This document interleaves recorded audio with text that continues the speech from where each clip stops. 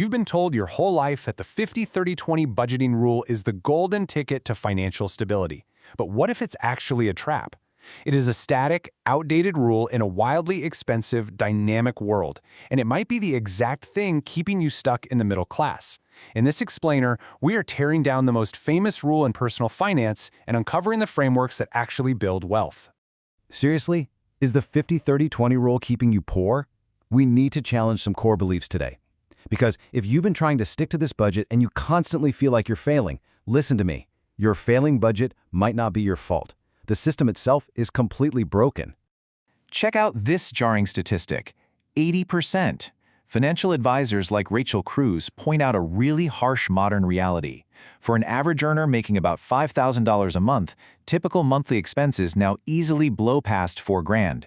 That consumes 80% of your income right off the bat, completely nuking the traditional budgeting math.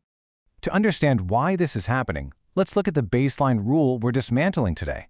The classic advice tells you to divide your take-home pay into 3 strict slices: 50% for your needs, 30% for your wants, and 20% for savings or paying off debt.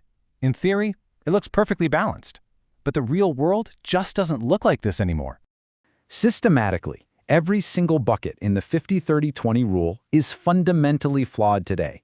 The needs category vastly underestimates modern housing and healthcare costs. That 30% wants category, it just traps you in a cycle of lifestyle creep. And the savings slice acts as an artificial ceiling that is frequently insufficient to actually build real wealth or retire early. Let's look at why the math doesn't work and why 50% is a total fantasy. In 2024, housing and transportation alone consumed over 50% of U.S. household spending. Think about what that actually means. Your needs bucket is mathematically broken before you've even spent a single dollar on groceries, utilities, childcare, or healthcare. In high-cost cities, keeping basic survival costs to just half your take-home pay is basically impossible. So, what happens next? When your basic living costs blast right past that 50% mark, but financial gurus still tell you you deserve 30% for your wants, you are literally forced into debt just to protect your lifestyle. You are no longer budgeting. You're engaged in deficit management. You're using debt to cover the gap, turning a financial tool into a massive wealth-destroying trap. Which brings us to our next huge issue: the lifestyle creep trap. Explicitly earmarking 30% of your income for wants actually legitimizes overconsumption. It frames your discretionary spending as a fixed entitlement. So what happens when you finally get a raise? Your wants budget grows right alongside it. It completely normalizes upgrading your lifestyle instead of doing what you should be doing, which is increasing your savings rate. The opportunity cost here is absolutely staggering. Every single dollar you spend in that 30% wants bucket is a dollar permanently removed from the power of compound interest. If you have any aspiration for financial independence, retire early, or FIRE, you have to view that 30% not as a sustainable budget, but as an overconsumption allowance that is actively slowing you down. And that leads us to the savings glass ceiling. Consider this number: 15,000. Here's a perfect illustration of how that 20% savings rule structurally fails you. Imagine you earn $100,000 a year. You calculate your long-term retirement and home buying goals, and you realize you need to invest $35,000 a year. But if you blindly follow the rule, you cap your savings at 20%, which is just $20,000.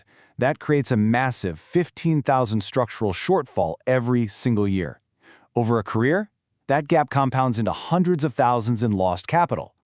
A flat 20% savings rate is a brake on your wealth, not a guide. If you cap your savings there, you are setting an artificial glass ceiling on your net worth. Sure, it ensures you have enough to survive, but it entirely prevents the aggressive capital allocation you actually need to thrive. Modern wealth-building benchmarks routinely demand savings rates of 30 to 50% during your peak earning years.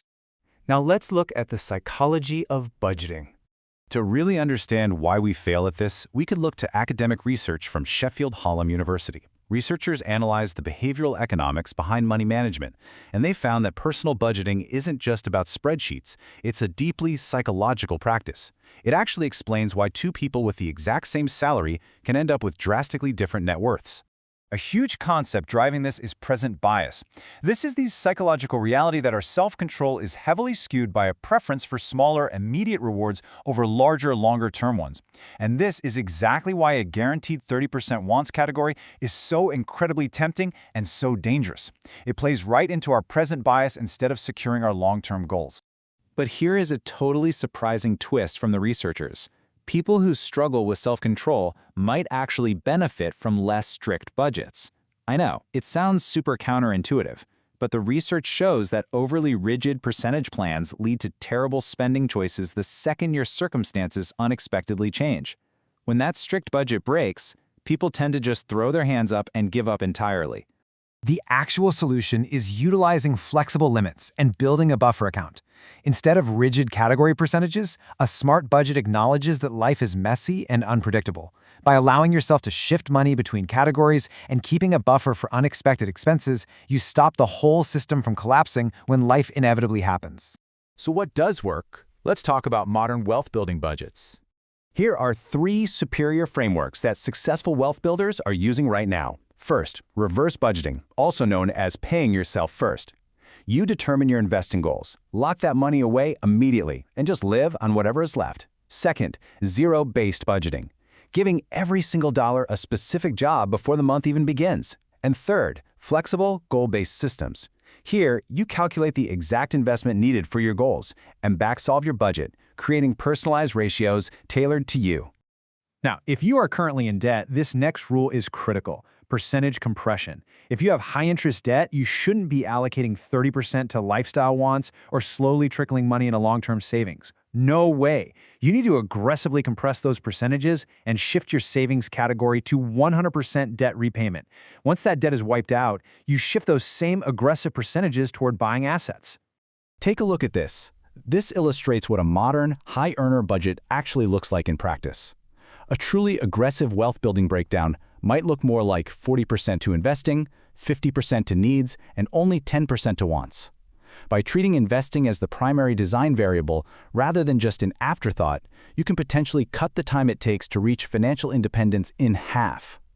The massive takeaway from this explainer is this: you have to adapt to modern inflation by focusing entirely on reducing your underlying needs, those fixed costs of your life, and maximizing your savings rate.